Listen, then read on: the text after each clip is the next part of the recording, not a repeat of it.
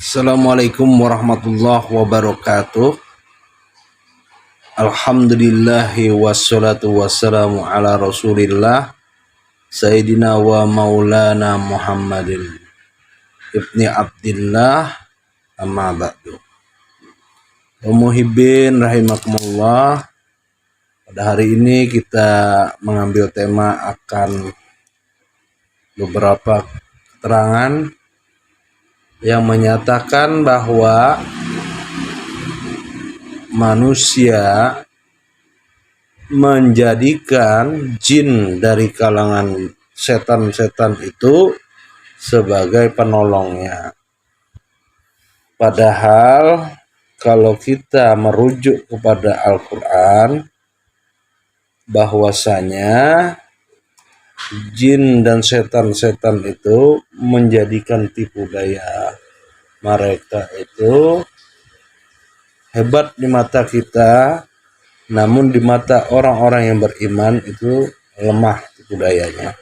Mengapa? Karena orang-orang beriman yakin dan percaya bahwasanya tiada kekuatan yang melebihi daripada kekuatan makhluk, itu adalah kekuatan Allah Subhanahu wa taala dengan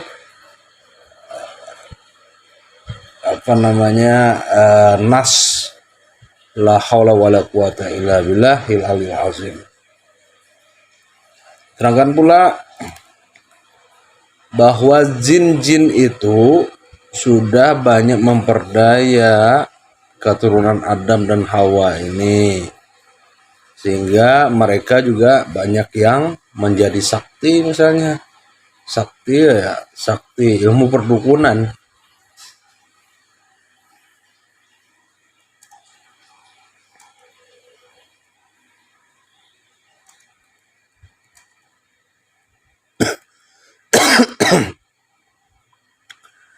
Dan ada 17 ayat Al-Quran tentang jin ini. Di surat Az-Zariyat ayat 56 kata Allah Subhanahu wa taala, dan aku tidak menciptakan jin dan manusia melainkan supaya mereka mengabdi kepadaku. Yang artinya itu, jadi sesungguhnya jin itu ada yang muslim, ada yang kafir. Begitu juga manusia, ada yang muslim, ada yang kafir. Maka beruntunglah yang menjadikan Islam sebagai agamanya. Yang kedua, di surat Al-Ahqaf ayat 18, mereka itulah orang-orang yang telah pasti ketetapan azab atas mereka bersama umat-umat yang telah berlalu sebelum mereka dari jin dan manusia. Sebelum mereka adalah orang-orang yang merugi.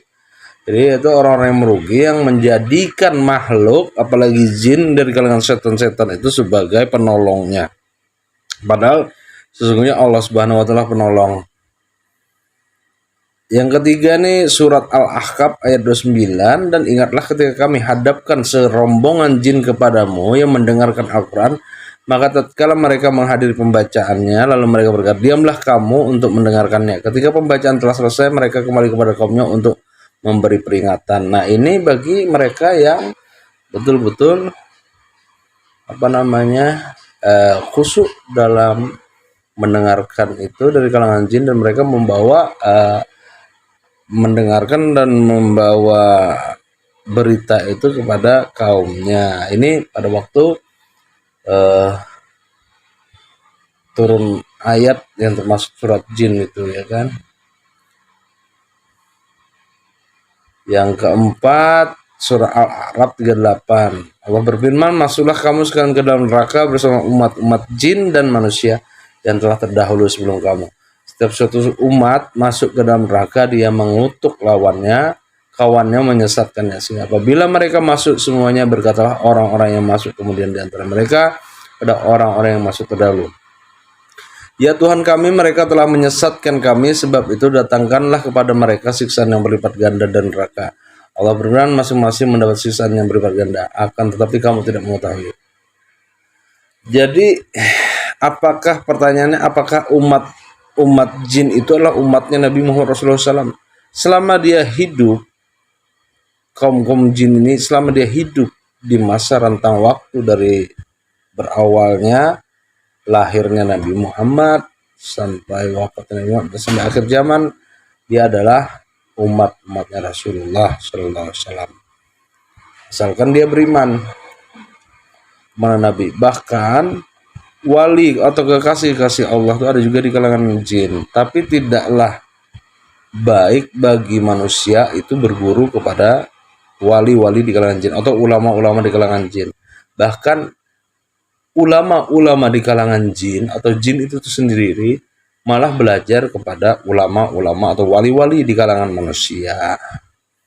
Karena Allah Ta'ala memberikan kesempurnaan bagi umat manusia, umatnya Nabi Muhammad SAW. Yang keempat, yang kelima, dalam surah Al-A'raf ayat 179, dan sesungguhnya kami jadikan untuk isi neraka jahanam itu kebanyakan dari jin dan manusia. Mereka mempunyai hati tapi tidak dipergunakannya untuk memahami ayat-ayat Allah, dan mereka mempunyai mata tapi tidak digunakan untuk melihat tanda-tanda kekuasaan Allah, dan mereka mempunyai telinga tapi tidak dipergunakannya untuk mendengar ayat-ayat Allah. Mereka itu sebagai binatang ternak, bahkan mereka lebih sesat lagi. Mereka itulah orang-orang yang lalai. Jadi maksudnya mereka itu seperti binatang.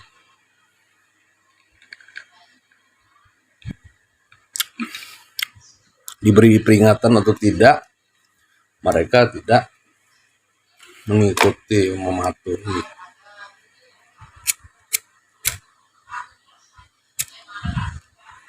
Bahkan di kalangan jin ini banyak sekali yang menyesatkan manusia, karena iblis itu asalnya daripada jin, bangsa jin. Dan iblis itu adalah mantan malaikat Izazil dari kalangan jin yang diangkat menjadi malaikat di langit sana. Dan sangat gampang sekali menyesatkan umatnya manusia nih. Tapi kita berharap dengan syafaatnya Nabi kita Muhammad Rasulullah SAW, kita mendapat syafaat perlindungan daripada gangguan dan godaan-godaan iblis dan pasukannya tersebut. Dan minta kepada Allah supaya mendapat bimbingan terus daripada Allah mengenai hak dan batil. Apabila kita salah, kita dikembalikan oleh Allah Ta'ala kepada fitrah kita, karena kita adalah mahfuz, artinya tidak lepas daripada dosa. Namun apabila Allah Ta'ala, namun akan ditolong Allah Ta'ala selama kita mengingat beliau, Allah dan Rasul. Sedangkan Nabi adalah maksum, orang yang terlepas daripada dosa, kesalahan, cepat langsung dibantu oleh Allah. Berbeda dengan kita ini mahfuz.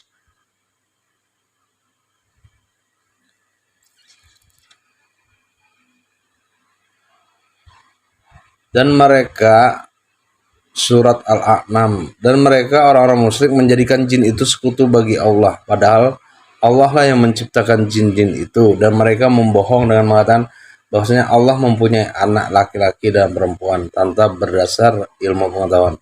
Maha suci Allah dan maha tinggi dari sifat-sifat yang mereka berikan. Jadi Allah Ta'ala itu sifatnya lah suci, ke maha besaran.